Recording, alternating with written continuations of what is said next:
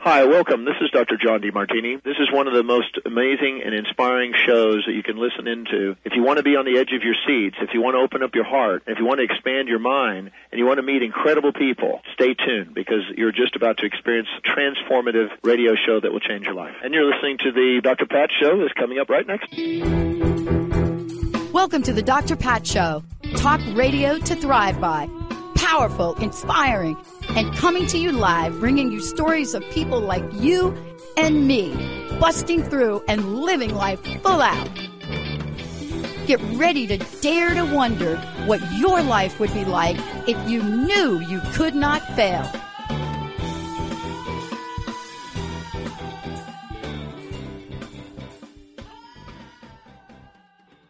Welcome. I am just really excited about this next conversation. I don't even know where to begin. Let me just begin by introducing my guest and author, Dr. Valerie Patrick, the author of When Bad Teams Happen to Good People, your complete repair guide for successful teamwork. I hope she sends this to a couple of Olympic teams. Here we go, right there. There's the book. And as I was reading through the book, and I was just thinking about her work, right? Facilitator, leadership trainer, professional speaker, and she just nails it. You know, look, this is somebody that if we were in the workplace together, I was her administrative executive director as she was the engineer. And we were writing all these ridiculous policies and all this stuff on teams and team approaches and getting everybody assessed. Like, are you an INTJ and then taking the other lifestyle assessment and then looking at that and then putting the team together. And if you're me, your boss walks up to you and says, there's no way you can lead the team as an INFP. And I'm like, what? But you're laughing because you know, right? Dr. Valerie Patrick's joining me here today because somebody has to write this book. Somebody has to write this book. I was reading this today. Well, first, let me welcome you to the show before I get off on this. Welcome. Thank you, Dr. Pat. I'm excited to be here. Thank you. I'm excited to be here. Look at. Okay, I got to hold this up. Hold on. Nobody's going to be able to read it, but I got to hold it up anyway. All right. Hello, U.S. Olympic teams. Read this section of her book, Emotional Well-Being. Just read that alone. Look, I want to start with the question. Okay. I'm not sure I know anybody that doesn't fit the title of your book. When Bad Teams Happen to Good People. I don't think I know anyone that has been on a team that hasn't experienced this. Give us a little background, if you could, about why this book came to you and was so seriously important, especially in the workplace today. You didn't write this book thinking, oh, we're going to be here at post-COVID, because you wrote this book before that. Oh, yeah. But boy, you delivered it timely manner. What really what was the burr under your saddle to say, I got to talk about this and help some people? Well, I think it was all of my experience, right? I've been in corporate for 25 years. And I sat down one day and just for fun, I added up all the hours of all the teams I've been on, because I've been on probably my unfair share of teams. And it was well over 10,000 hours of teams. So wow. I was someone who happened to figure it out. And the executives always went to me whenever there was a team that really needed to be successful, had important results. I was the go-to person to lead that team because I had somehow figured it out. So I got a lot of team assignments, overwhelmingly amount of team assignments. And I enjoyed it so much that when I decided to go out on my own, I decided to get certified as a professional facilitator. I didn't even know it was a thing. I discovered it. I discovered it and it was like, oh my gosh, these are my people. I had a blast doing the certification, and it was things I had already been practicing and now just putting, a certification to it. And so now I have over 10,000 hours working as a professional facilitator. And just what I see from all that experience and all the challenges that I deal with, and having people, I was in this one meeting where I had been working with the executive director, and he wanted to have this metric session. And as always, you have limited time to do it, right? Okay, you have 4 hours. And it was quite a big thing to accomplish. So I had put together this extensive pre-read so we could hit the ground running in this meeting. And I gave it to him to approve ahead of time. Well, within the first 5 to 10 minutes of the meeting, he was all over me for this one comment in the pre-read that he disagreed with. And because of my training as a facilitator, I managed that interaction. And I remember someone coming up to me afterwards like, oh my goodness, I was amazed at how well you managed that. And everyone stayed engaged. It wasn't this big whole drama thing. And I think that's when I started thinking that, someone does need to write a book about this. And when I look at the books that are out there on teamwork, they're kind of like, do these 5 things and everything will be wonderful. Do these 10 things and everything will be wonderful. And I thought, it's a little more complicated than that. We're still not getting it right. And so I thought with my kind of engineering background, my kind of, you learn to be a problem solver, a troubleshooter, that might be a valuable approach to help people do a better job with teams. Because I was coming around statistics that 75% of teams fail or don't perform, or 90% of teams. I mean, it's depressing. We've been doing this for a long time. We need to do better, because teams are more and more needed as our world gets more complex and as we get more and more technology that we have to deal with. So yeah, over and over and over again. Thank you for sharing that, because what I'm really struck by is that we are getting the impact and effect on people. And the reason I'm so struck by it, I shared this on an earlier show, that, and I'm just going to tell everybody now, what do you call that, Benny? This is a spoiler moment. So if you don't want to hear about the outcome of this, just like hit the mute button for a minute. What I was struck by this morning was all of the focus has been on the gymnastics team, right? And Simone Biles. Very little focus on Simone Biles' role of being the supporter, being the leader, being the collaborator. And the reason I'm really struck by it is because the other team members are achieving uber unpredictable results. Now, did we bump a little bit on a couple of the things yesterday? But today, Simone Biles coaching to Jade, Carrie, coaching, let it go. Just do what you need to do. We have the least likely team participant. Honestly, least likely, they don't even give her the same uniform. She's like the alternate, right? You see her on there. She's got like everybody's in the uniform and she's like in a red thing, but not today. And I want to talk about this because you talk about emotional well-being in your book. Yep. And you also talk about collaboration. And what happened with this today, nobody's going to talk about Simone Biles' role in up-leveling and uplifting that team. Right. And I wanted to ask you about this.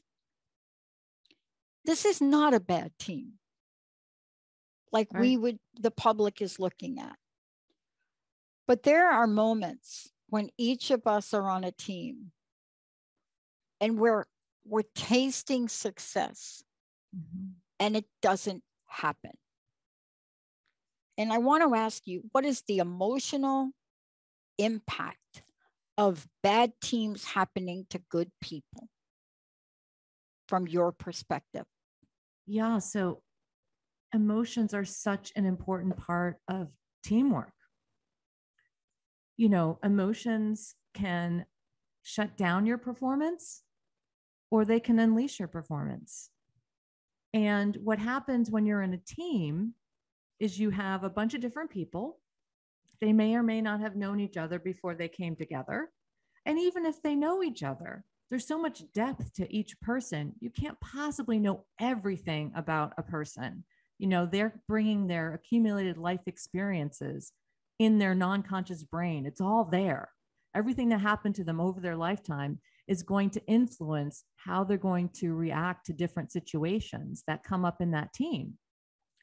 And what we understand, and when I say we, I don't mean me, I mean neuroscientists and behavioral scientists and other scientists, is that we all have different threshold when it comes to experiencing emotions. Yeah.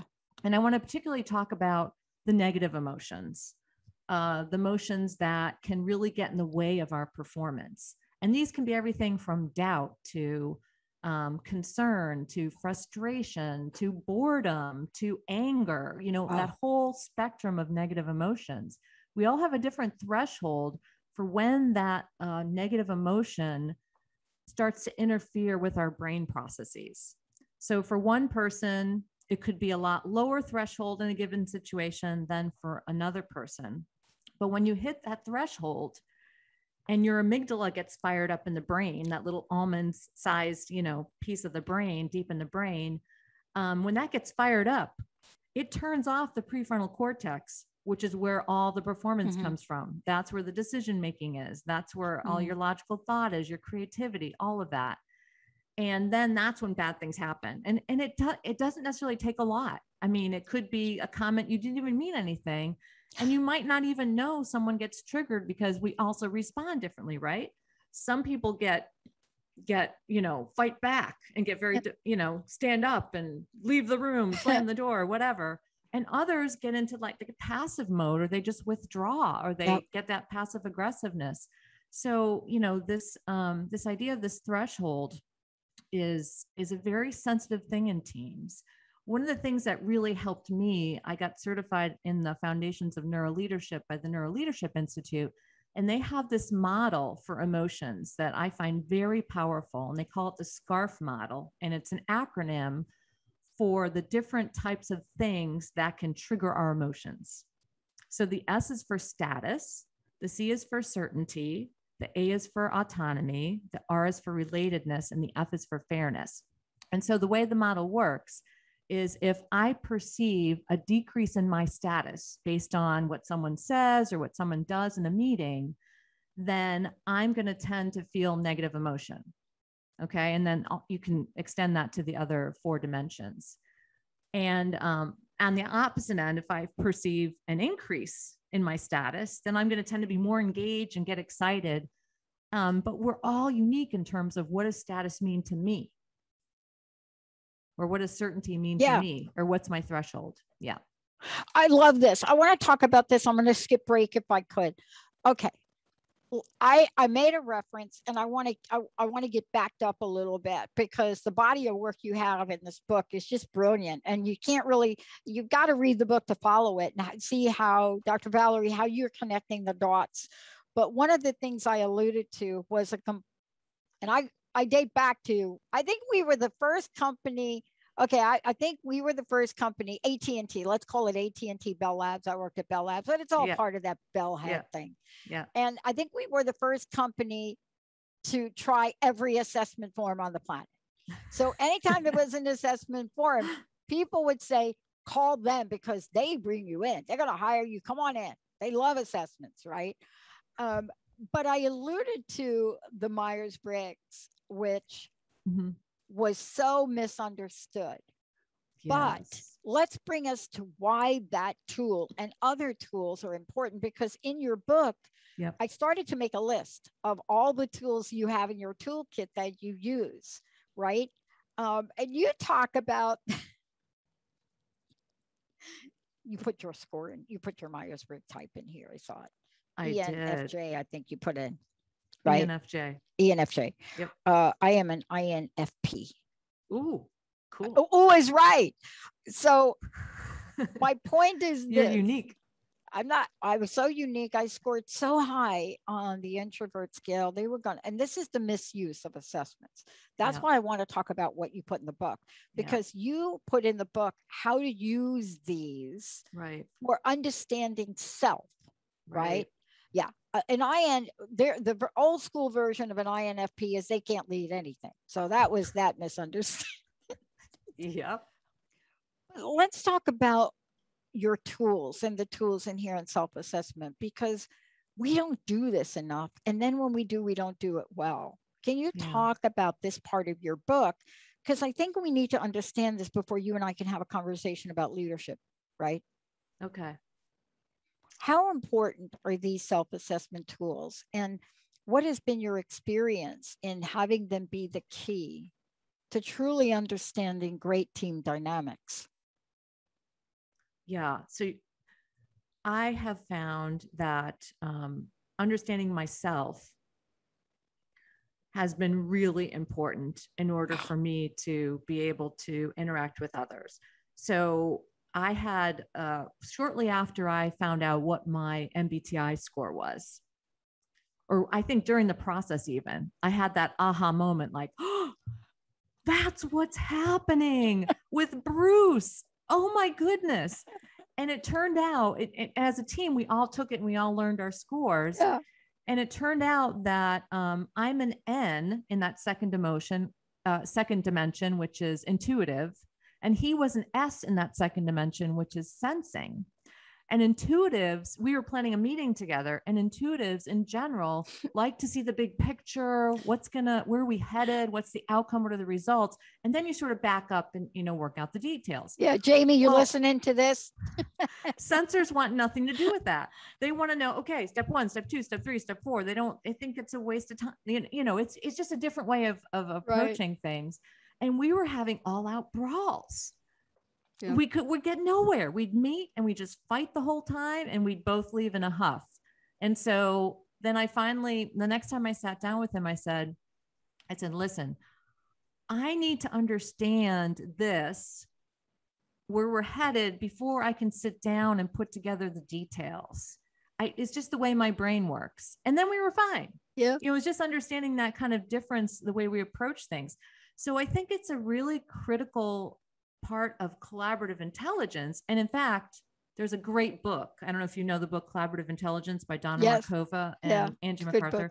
Yeah. And they talk about thinking talents. And that's another form of self-assessment, is understanding your thinking talents, understanding other people have other thinking talents.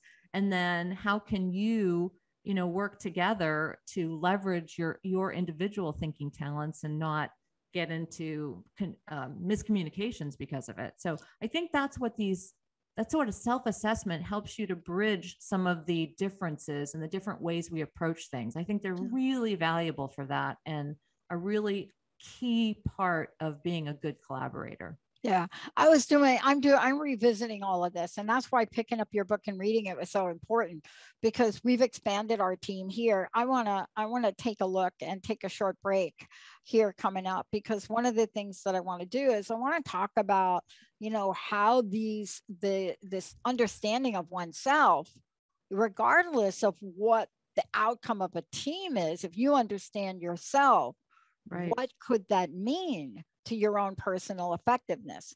Now, I will say that what I learned about myself is that the impact I had, and this is a simple example, as a manager and an executive and a director, when your people come in and you're like 7:00 in the morning, you're in, your door is shut if you're me, because you are that person that needs that time to ...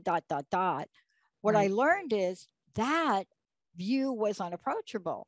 So rarely is my door shut even today, right? And as a matter of fact, what will happen here is my door is so open, Linda will come 3 doors down, especially like if I'm on a call or something. Linda will come from 3 doors down and come up and pull my door shut.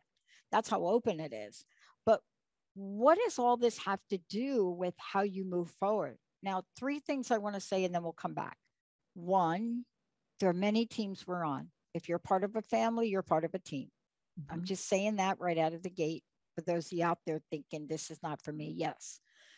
2, what Dr. Valerie is doing by having us look at ourselves, you can then do what she just did, what I do, troubleshoot it. On Friday, I went into the staff's room, our producers, there are 4 of them. We moved our production. And I put this white paper all up on a board. It's all on the wall. I got white paper all on the wall because I'm trying to understand the impact on processes of our new technology. And I have to see it. But Linda, who is more like the SJ, like all in the detail, who gets it, you know, I have to explain why I have to see the connections of the big picture. Yeah. It is so important to me, yet it is certainly not important to people that are doing day to day. When we come back, how do we explain ourselves? Maybe it's not a good idea to go in 4 people's rooms and put white paper on a board without at least having them know what the heck you're doing. But more importantly, if you understand yourself, can you understand other team members?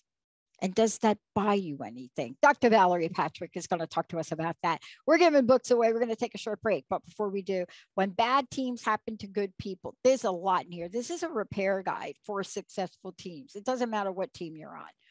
But 1-800-930-2819. If you've got questions, want a copy of the book, 1-800-930-2819.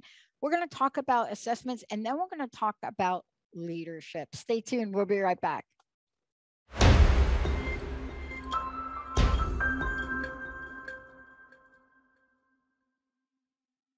Fleetwood Mac, they're a team, Benny.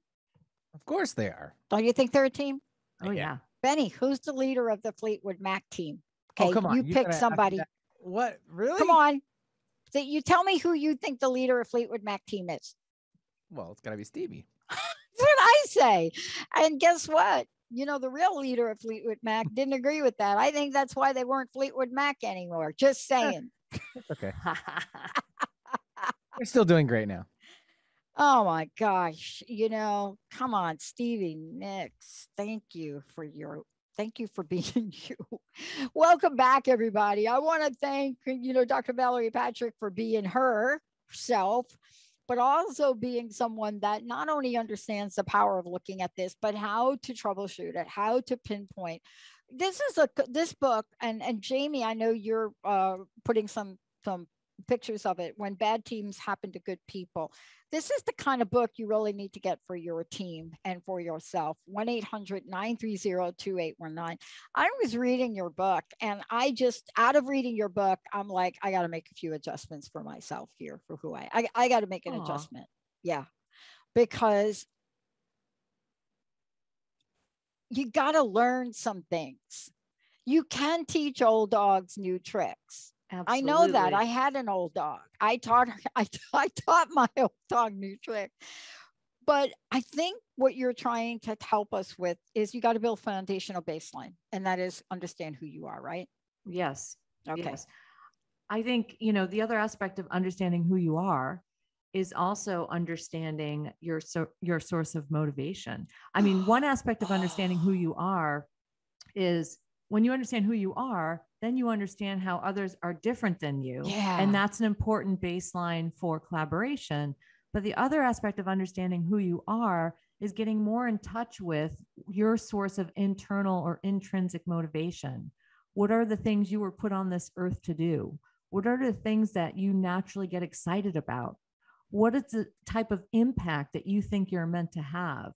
So that's the other part of understanding who you are that's really important. Because if you're sitting on a team and you can't see the connection between your talents or the things that you really want to have impact on and what the team is trying to do, it's going to be really hard for you to get motivated to be on that team. I want to talk to you about motivated to get on the team. And I want to move into a leadership because,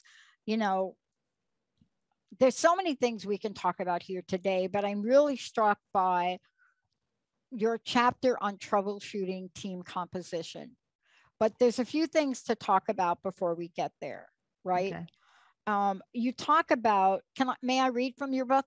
Absolutely. A little bit? Okay.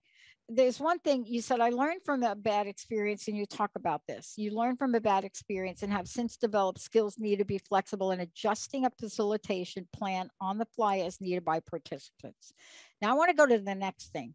A team leader who must deviate from their meeting plan when the team needs to go in a different direction can feel wrong, which can produce a threat response and lead to negative feelings. So I'm talking about deviating from a plan here. Okay. Now, deviating from a plan in the minds of some people is a violation of what they believe somebody is obligated to do. If a team leader deviates from a plan and you believe the team leader is obligated to provide direction and the plan, then you've just violated a psychological contract. And there's so many consequences from that. I want to ask you, in a high performance team, you have to make adjustments to the plan. Absolutely. And isn't the how you do it more important than the what? I'd like to know your take on that. I think you nailed it, Dr. Pat. The how is everything. Because if you feel in that psychological contract that you do have that responsibility, you're up there, you're leading, you have to get the plan right. If you get it wrong, that's a problem. You've just failed. And if you view that as a failure, you're going to get in an emotional space that's not going to be helpful for the team moving forward. And with the complexity of the work that we have to do today, to expect that one person can come up with a plan and it's going to be right, that's an unrealistic expectation. And that's part of the reason you have the team. So the leader, I think, needs to have that attitude of bring that straw model forward, right? View the plan as a straw model. Here's where I think we need to start based on my experience, based on the things that I have done. But the reason I have you, team, is to bring in all your different perspectives so we get the best plan going forward. And as we encounter obstacles or we learn new things to adjust this plan as needed, that's the right attitude. So now you're turning being wrong into an openness to learn and all get better together. So yeah. And you know, I want to talk about this. May I read another thing from your book? I read the book. Absolutely. So I apologize if I'm quoting from your book. No, I love it. It's great. I want to read something because I so believe this. I believe it at every level. And I also believe that everybody can be a leader and a strong leader. I do believe that. Me too. And I think you nailed it before. You got to have the motivation to be that. You say leadership is not for the faint of heart. In addition to internal and external leadership challenges are inherent to leadership. In addition to internal and external leadership challenges are inherent to leadership challenge. You know, internal, external challenges. They're internal to leadership. These challenges occur when the resilience and discipline needed to bear the difficulties, burdens, and loneliness of being a leader are lacking. Stop the book.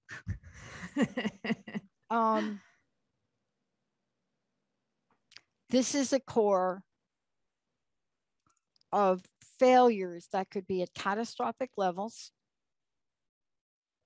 I'm talking the space shuttle. Hello. That was a complete, we can talk about that in another show when you come back. Yeah.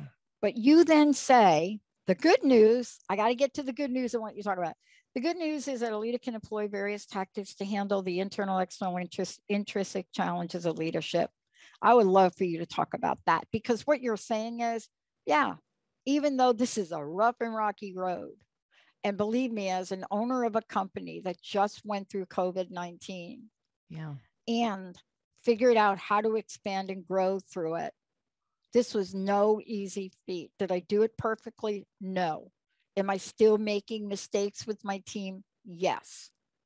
But please talk about what we do learn here from that. Yeah. So I think, you know, the internal leadership challenges, that gets back to what you were talking about before, what you learn from assessments and what you learn from, you know, what you need to do in a particular leadership position and where you might have skills that you need to develop, that you know you need to develop. So those internal leadership challenges are about doing the assessments, finding the gaps, and then getting the training or reading the book or whatever you need to do to address some of those internal limitations. The external limitations are things that are often things you can't control, things that are in the environment, things that you just have to adjust to. And I think they're similar to the inherent leadership challenges, which you just talked about, that loneliness, that it can be lonely at the top. It definitely can be lonely at the top. And, the pressure, the extra stress that the leader feels in terms of the team. And what I have found in my experience is that, and putting up with, people who are impacted by the team's work complaining about it, or the team members complaining about it, or they're not happy about the direction you're setting, or they're not happy about what's going on, or a new barrier, and you have to, help them get through that. I think it all gets back to that well-being that we talked about earlier. And well-being is so important to build what I call personal resilience. That's the basis of your energy, of your ability to keep going in the face of barriers and negativity. That resilience, we understand a lot now from neuroscience in terms of what it takes to have a healthy brain. And I talk about the SPICE model in the book for wellness, which is an acronym for the 5 dimensions of well-being. So S is for social well-being. That's about having friends, a network of close friends that works for you. For some people, that's a small group. For other people, it's a larger group. P is the physical well-being. That's your diet, what you're eating. That's high quality sleep. That's exercise. Neuroscientists now understand that our brain works best when we're running away from something. So the cardiovascular exercise is really important to the well-being of our brain. Then you have the I, which is the intangible well-being. And that's about, feeding the soul in a way that can help you be in the present moment when you need to, because our brain can be so easily distracted. Then there's the C for cognitive well-being. People pretty much understand what that is. I like to look at it as use it or lose it. You got to continue to learn to use your brain in order to be able to have your brain functioning at the highest ability. And then the last one's emotional well-being, which we already talked some about, but that's all about being aware of your emotions, but also being able to identify the emotions of others, being able to manage your emotions so they're not shutting down your thinking, and being able to manage the emotions of others so their thinking is not being shut down, because neither would lead to good results when it comes to a team. That leads me to the next part of your book that I really want you to talk about. And boy, I can't talk about it enough. And that is team climate. And let me just jump in here for a minute. Okay. I play on teams, and I play on teams. Yes. I have teams here in the workplace, but I also play on sport. I play a sport. Yep. And, even though we're watching the sport individually, you're also watching for the first time team events in table tennis. And that's my sport. And I'm on teams, and I have partners, and we're on teams, and we do teams. And I have learned more from recently, before COVID, from playing on a team in that sport, especially from people from other cultures, right? So my women partner is East Indian. My mixed partner is South American, Mexican. And then my other partner is Chinese. And so when you put everything together, and my coach is Korean. And so when you put everything together, I learned things. Yeah. For example, there's a habit in the sport sometimes where you say you're sorry for missing. You just say it. People say it. Yeah. My coach, and also Louis is like, stop. Do not do that. I want to talk about climate, because when we win as a team, and that means everybody has to play, and when there is winning as a team, the thing I point to is climate. And I don't know if I'm right at that, but that's what I relate to. And there's confusion between organizational climate and culture. Help us out with this, please. Yeah. So the other thing that I just thought of when you say you're sorry, it turns out that women tend to say they're sorry more than men, and we could get more into that as well. Yeah, so climate versus culture. So the way I like to look at it is if you think of a tree with roots, deep roots, and then you have the branches and the fruit, above the tree. The roots are the culture. So the culture is goes way back to when the company was started. In terms of one of the companies I worked for, it all started with their manufacturing expertise. And that's where the power base of the company was. And that's something that's just not going to change overnight, because that is built over years and years and years. It's deep in the roots of the company and who they are. But above ground are how you experience life in the organization day to day, how you feel when you go to a meeting, when you go to your office with your office mates. It's that day-to-day feeling. And when we talk about team climate, we're talking about how do you actually feel in a particular team. The climate is something you actually can change because it's not so deeply rooted in the organization. Those are things that are easier to change. And that's why I think it's important to think about team climate. And I think one of the most important things about team climate, and you alluded to this a little bit, is how included people feel in a team. There's research that's been done by the Neuroleadership Institute that shows that diverse teams, so they can be diverse in terms of visible diversity, different races, different genders, things like that, and different expertise. Diverse teams make better decisions. And that gets back to the challenger that you mentioned earlier. Yeah. Diverse teams make better decisions. They have higher innovation than homogeneous teams, but only if all the different perspectives are included, only if there is an inclusive climate. So climate is so important, especially as our workforces get more diverse. Okay, and that really, do you mind if I keep rolling here? But before I keep rolling, I want to make sure from you, Dr. Valerie, everybody knows about your book, but also how do they find out more about you? Because this is such an important conversation. I just don't want to interrupt it with a break. Please tell me how folks can find out more about you, and more in particular, how do they get to hire you? Yeah, absolutely. So I'm a subject matter expert in teamwork, and I do instructional design and training to help people develop the skills that they need to excel in teamwork. And I also provide professional facilitation, which is hands-on support for teams or events that really need to produce results or have high visibility. And my goal in working with clients is to empower them to maximize performance and results. So you can find out more about me on my website, www.fulcrumconnection.com, or you can connect with me, Valerie Patrick, on LinkedIn. You can follow me on Twitter at Fulcrum Connect, or you can check out my video series on YouTube called The Teamcast. And by the way, also, if I could, please check on the podcast. If you go to the website, you're going to see science-based business success, which I love that topic. And when I look at this, go ahead and look at some of the things on here. For example, secrets to enabling collaboration in your team. Please, if you need help at your organization, which, boy, many of you have asked me, how do I get help? I'm no longer doing that work, but Dr. Valerie Patrick is. Please get her. I want to just stay with the flow of this, if we could, if you don't mind. Go ahead. And the reason I want to stay with the flow of this is because part of what I discovered in looking at broken promises and promises in general, an unexpected finding had to do with the lack of a definition on integrity in my work.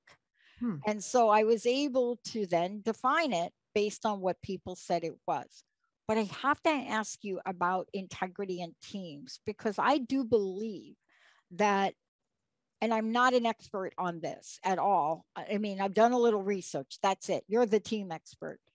But what have you bumped into when integrity becomes a thing? And it's one of these words, if I could, where people, it's squidgy. It's like a squidgy word. I'm going to ask you to define it for me. Right? I'm going to ask you to define it for me. I don't even want to go there, but I will define it for you later on. I'll give you I'll give you like the research thing, what I found. But from your perspective, it shows up on teams, even if people don't know how to define it. And they say things like, I can't work with a manager I don't respect, or I can't help me talk about this idea of integrity. It's what is it? I did a survey. It's in about 50% of vision statements of Fortune 100 companies. But integrity is one of those words that you don't talk about it when you have it. You talk about it when people feel they don't have it. Yeah. So as you're talking about it, the word that comes to my mind is trust. Yes. Bingo. Yeah. Yeah. Talk about trust in teams, because my boss used to say that was a backbreaker. That's a visual. Oh, absolutely. Trust is essential in high performance teams.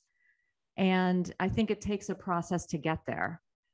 I think there are some exercises the team can do together to help get there. And I think that it's really important when you are talking about trust that you're focusing on the roles and the talents that team members are bringing towards the team objective.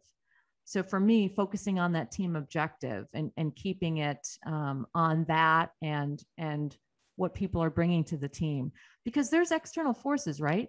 Yeah. You know, especially in organizations. Oh. So you can have someone on the team, their boss may be against what the team's doing, you know, and you don't know, and they're put in this awkward position of trying to keep their boss happy and trying to keep the team happy. So I think there are exercises that you can do to surface some of the challenges of team members and then everyone, you know, can help people who are in these compromising positions. I mean, it could be that someone's on the team that shouldn't be on the team because of the position that they're in. You know, that could be a possibility. And by the way, that is one of the hardest places to get to. Can we talk about that?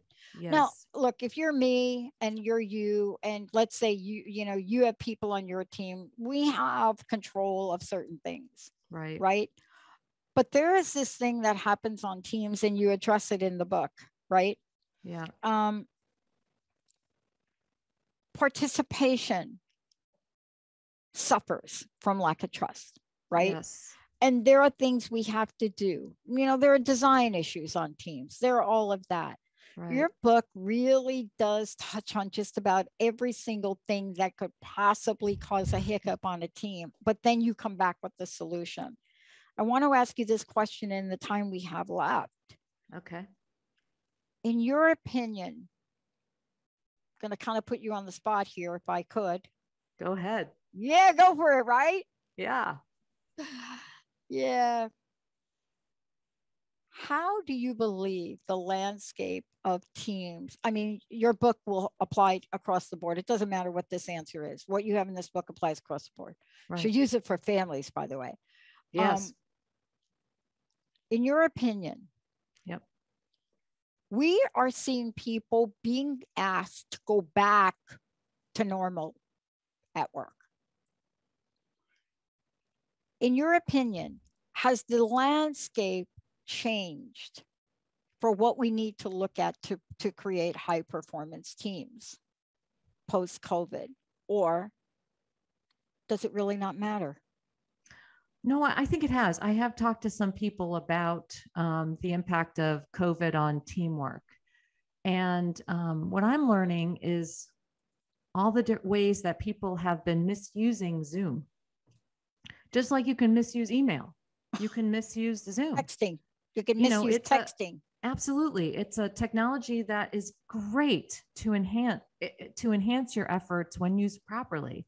But, you know, I'm hearing stories of, you know, bosses calling meetings because they're just checking in on people, making sure they're working. They're concerned about people not working since they're not in the office. And, you know, employees can see right through this, you know, using Zoom to gather information. I mean, there's so much more efficient ways to do that.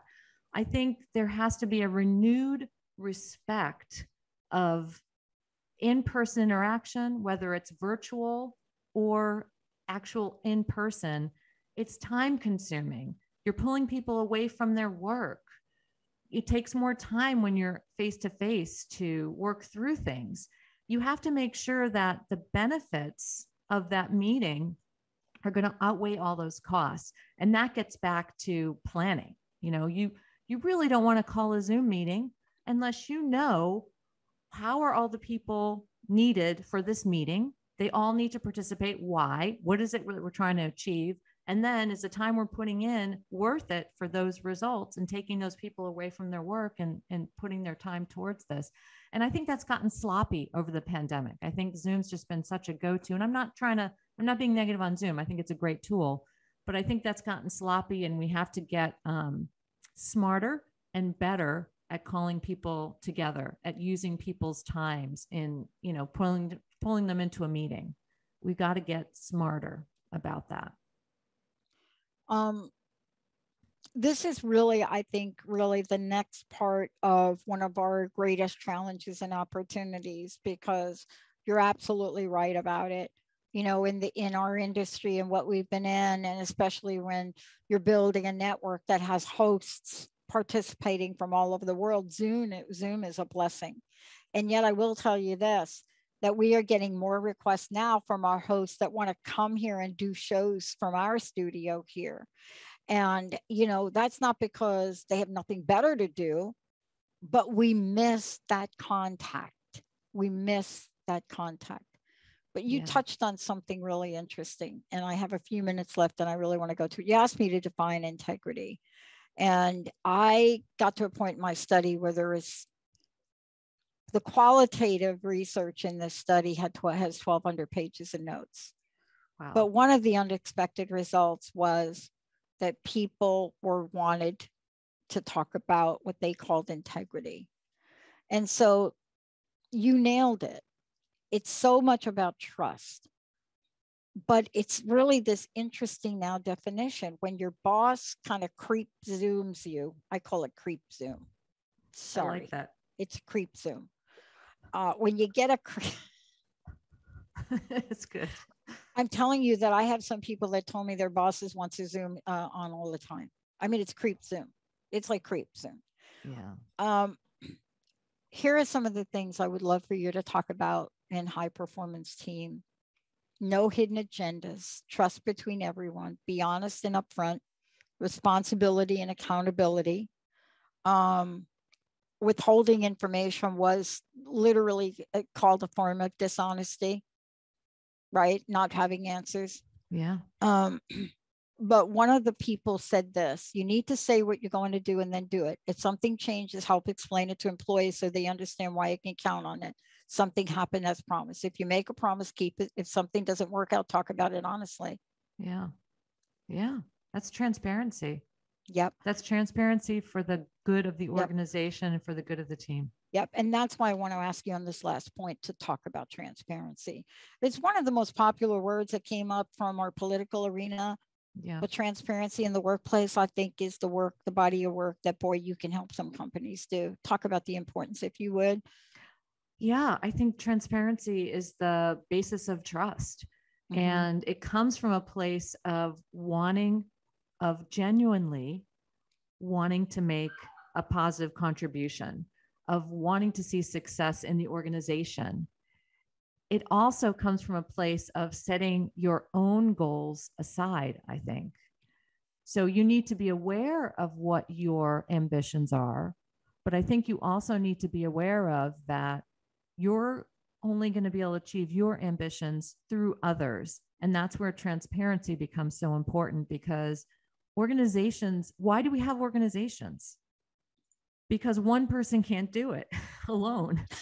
You need a group of people to do it, and you need to have them structured in a way that everything's going to work out and everything's going to get done.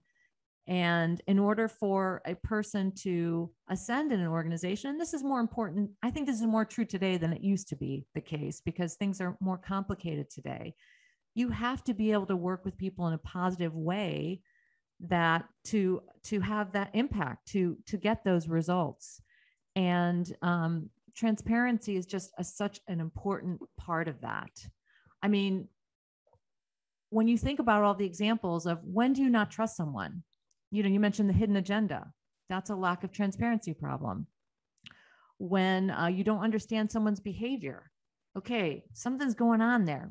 You have to unearth what's behind that behavior in order to get to a productive interaction and collaboration. So I'm not saying transparency for transparency's sake. Again, I'm saying transparency when it relates to achieving an objective and the types of the plan, the process that you need to get there, or the climate that you need to support that. There's so much research about the importance of climate to innovation and creativity. So transparency with respect to what is needed to support the achievement of the outcomes, the achievement of the results in that group of people, in that team. There's so much that you've included in the book, and I want to thank you for stepping out and really, helping us understand not just the dynamics of a team, but reminding us that there are human beings on teams. Absolutely. I really, my goal in writing the book was to help empower people to have good team experiences and to have higher performance, because that's the way you increase your impact and your performance, is through others. It's through teamwork. It's so important. Please tell folks again how they can find out more about you. Also how they can get copies of the book. And then I would love to know your personal message, what you'd like to leave us with today. And thank you for taking time to join us on the show.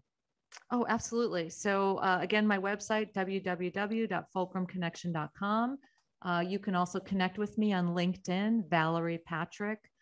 You can follow me on Twitter @FulcrumConnect. And I also have that video series on YouTube called The Teamcast. Thank you. Personal message. Yeah, I think my personal message is that anyone can be a team leader. Anyone can help a fledgling team. I think you just need to learn more about the types of things that can go wrong and the symptoms when things aren't going well. And the book provides all sorts of tactics for you to start with to help you fix your team, or to help get you on the right foot if you are a first-time team leader. So I'm go team. Well, thank you very much. I don't care what you say, but there's nothing that's going to get done in the world as we move forward as organizations without strong teams. It's just not going to happen. Those teams that can do the things in your book and can troubleshoot the things in your book, they will be the ones that have insight in order to grow, because that's what teams do. They grow and they change. And you've laid this out beautifully. And I'm not kidding, Dr. Valerie, about this. When I looked at your book and I started to think about some of the family structures, people I know in families, and really what they're struggling with, you really do have a way to help those people navigate through some very uncertain times. And I want to thank you for doing that. I hope I just didn't give you a whole new body of work to do. Bless you, Dr. Pat. I really appreciate the input and feedback, and it's wonderful. I'm glowing. Well, I know I'm making some changes. Dr. Valerie Patrick, I'm Dr. Pat. Thank you, Jamie, for doing all the cool things on Facebook. Benny, again, thank you for pushing all the right buttons and being my partner in crime for so long on the Dr. Pat Show. We'll see you next time.